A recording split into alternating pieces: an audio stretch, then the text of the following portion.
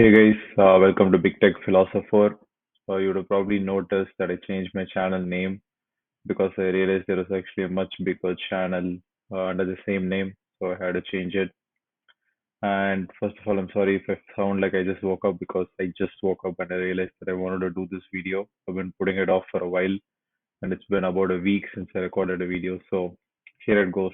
So today I wanted to talk a bit about layoffs, especially tech layoffs, because I used to work in the tech industry. I used to work at a mid-sized SaaS company before I quit my job to become a full-time student again. And I've actually seen layoffs happen firsthand. Like, at least fortunately not to me, but I've seen teammates being affected by it, and it was a really weird experience to go through. Like we were just called into a like it was very sudden. Like there was no prior notification that this was going to happen. I mean, there are some rumors, like some people knew that this was going to happen, but we were just called into a meeting room, and we were basically told that whoever is not on this call right now has been laid off, and we didn't even get a chance to meet our teammates actually. So we were a hybrid team, and some of my teammates were working remotely somewhere in other offices.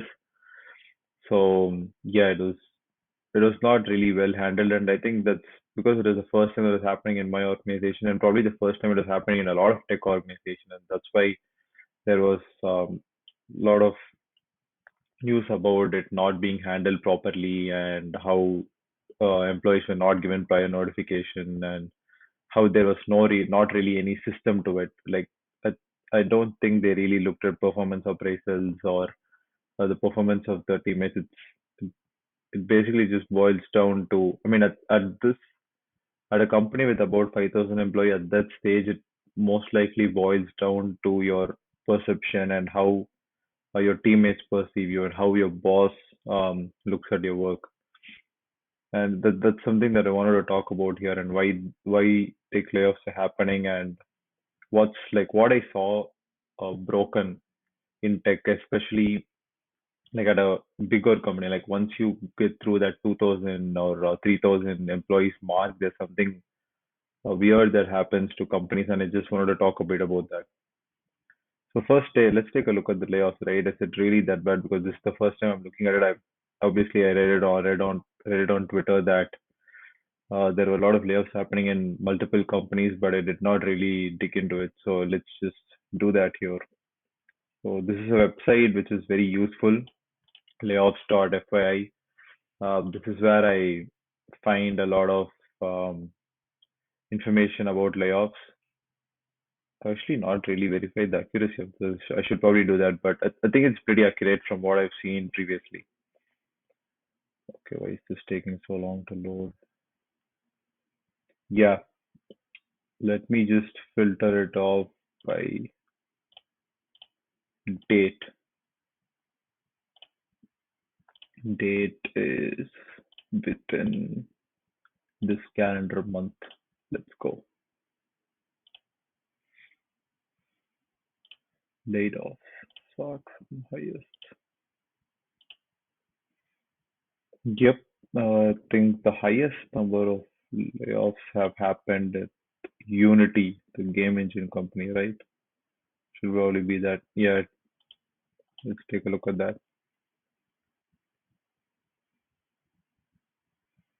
Yep, it's that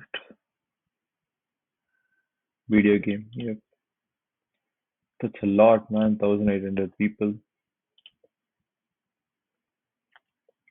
That's 25% of their workforce. We have Flipkart, which is an India-based company, and they laid off 1,100 employees. It's just 5% of Flipkart. They have a lot of employees then.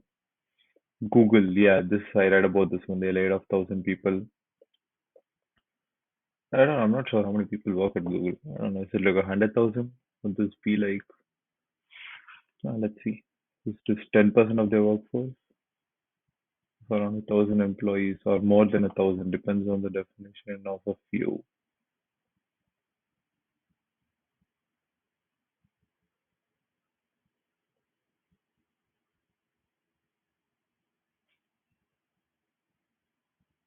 The employees does Google have? How many employees does Google have? Yep, in 2021. Yeah, I think it probably has, yeah, close to 180,000 employees. Oh, it's right here. 180,000 employees. So roughly 1,000 job cuts would only be around half a company. Let's look at this article. The tech layoffs and hiring freezes. Yeah, I think tech hiring freeze has been there for a while. It's really bad. I mean, as a student who's trying to like look for full-time employment and internships, I just feel like the market is really bad right now. To which Discord cut 17% of its staff. Holy shit! How much is 17% of Discord? Grew too quickly over the past few years. Yeah, that's something, right? Most of these companies hired just too many people in the pandemic. I don't know how they thought that this sort of growth was sustainable.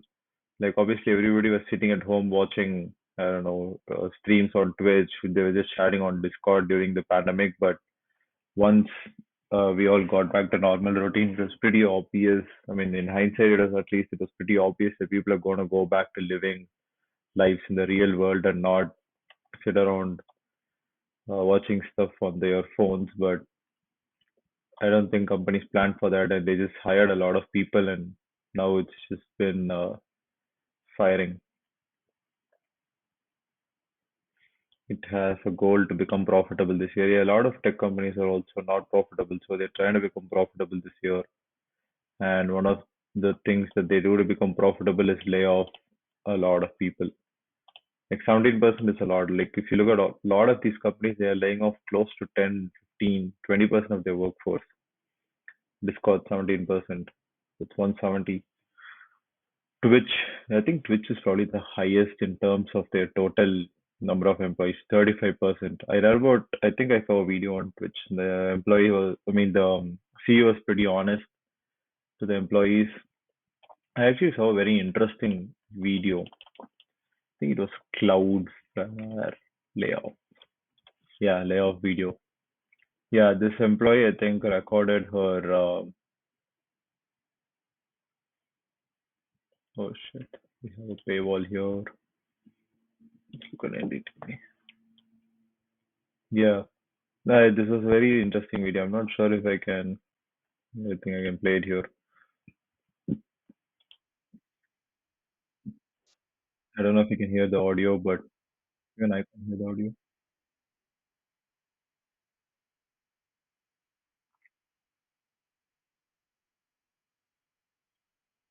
Yeah, basically, what this person has had been hired by Cloudflare just 3 months ago, and they were firing her as part of these layoffs. How many people did Cloudflare lay off?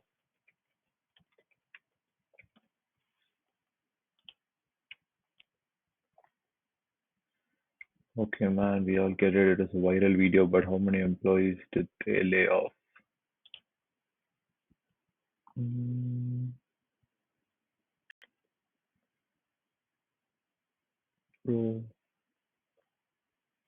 extremely traumatizing. Okay, how many employees did they lay off? That's all I want. Let's see if we can find it here.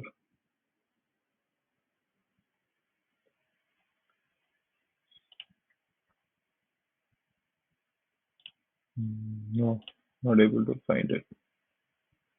Anyway, yeah, the video just says that she was hired 3 months ago, and her boss had no idea that she was going to be fired. She was having like great performance reviews with her boss. I mean, in 3 months, how much impact can you really do, right? You're just getting, and if she's an account executive, she's probably in sales, and she's just trying to understand like how the products work, how do the internal systems work, and I don't even think you probably have, if you're a senior employee, you probably have targets from the second month, I believe. But yeah, how much impact can you really do in 3 months? And the HR just told her that because of your unsatisfactory performance, you're being let go. And she just like really stood up for herself and told that like my boss had no idea, and he gave me great meetings, great one-on-one meetings the last 2 months, and you just coming and telling me that I did not perform well. So, and this video just went viral because she had the balls to record it and post it. I think, yeah, posted on TikTok. We fired, oh, it's right here. They fired 40 people out of 1,500 in our go-to-market org. Yeah, this is something that I wanted to touch upon, right? A lot of these tech companies, at least from what I saw firsthand, is that they have the go-to-market teams are huge. Like there are a lot of people doing various functions, and sometimes a lot of these functions are overlapping, and you probably have two, three people doing the same job. And it's from a customer experience point of view, it is really bad for the customer because they have multiple handoffs. Like you talk to one, like let's say I'm a customer, I sign up for a product. There's one person who is first reaching out to you, and then there's somebody else doing the demo, and then you have another person who is doing like the technical implementation for you. And then after they do the implementation, there's somebody else who becomes your customer relationship manager, and then you reach out to somebody else for customer service. So it's like a complete mess if you look at it in terms of the customer. And yeah, frankly, there's a lot of redundancy going on, and most of these employees, I think they don't even know what their exact role is and what they should be doing. I feel like most tech companies can have a much leaner go-to-market organization, and probably that's what I think this CEO realized that you don't need these 40 people. Probably there's more, but yeah, that's something that really has to be sorted out by a lot of these bigger tech companies. Like if they are not able to do justice to the roles like that is being given to employees, they should probably not even create these roles in the first place. I think a lot of these roles are created in the first place to satisfy the ego of executives, right? They want people to know that hey, look at my org, like I have 100, 200, 500 people, and I'm just gonna like hire more because that gives the impression that you're having more impact within the company. Like as long as an executive's impact is tied to the number of people they have in their org, like this situation is not going to change in tech. You're just going to hire like crazy and fire whenever the need arises. What else? What else? Audible, 100, InMobi. I think it's an India-based company. Q Health, Pitch. Pitch. What is Pitch? List of employees. Damn man, I have list of employees. Instagram. Oh, I didn't realize Instagram laid off people. Invision. I mean, Invision is not surprising. I think Figma just killed their business, so they I think shut shop. Yeah, I think at this point, this is a lot of these companies have to look back at their workforce and see where the redundancies are coming from. They should uh, not hire for to not open headcount simply to satisfy the leaders and show that hey, look, these are the number of people who are under my leadership. I think that's one of the major problems. That's what I noticed from my experience being in tech, and also some of these decisions take a large amount of time to make, man. Like it's insane. Like if I have a new project or a new proposal, and especially for somebody like me who wants to get stuff done quickly, it was crazy like how long some of these decisions took. It like if yeah, I'll pass it on to my boss, and then my boss says there's some other team involved in this, and then we'll rope in those teams. We'll have like a few meetings. Like by the time you do this, it's probably like 2, 3 weeks into it, and you've already lost interest in your idea. Like you cannot go quickly from from an idea to implementation once you have more than like 3,000 employees. You have multiple layers of approvals. It's just completely messed up. And if you're somebody who is always in the mode of like execute, execute, execute, it's going to be really difficult in these companies, and I think it just kills innovation. Like tech stands for innovation, but once you have a big company, you should forget it because of the multiple rounds of approval. Like once you start having multiple rounds of approval, it's innovation is not going to really be there. I think there is a really good video by this YouTuber who also mentioned this in Google. Like I think that was from an engineering perspective. Like I worked in marketing, but sometimes, yeah, you do feel bad for engineers because they probably want to like do stuff and they're just being blocked by product managers and probably other teams from preventing them from doing that. And if you don't have engineering, like you don't have the actual product that people can use. That's another problem. Like if you're smart and if you want to execute, you're going to find it difficult to work in a big company, especially due to this. Like a lot of these are systemic problems that need to be addressed in tech, and it's becoming highly bureaucratic. That's probably because like I think it's been what like 20 years since tech started evolving, and it's that's why it's becoming bureaucratic right now. It's no longer that quick startup mentality that is starting to erode, and you have a lot of people coming in and trying to set up processes, and these processes slow things down. Like, don't get me wrong, you need processes in some accounts, but too much of these processes end up making it bureaucratic and killing the very soul of like what made tech. So yeah, I think that's about it, guys. I don't think I have anything more to say on these layoffs. If I have, I'd probably create another video. Thank you for watching and see you in the next video.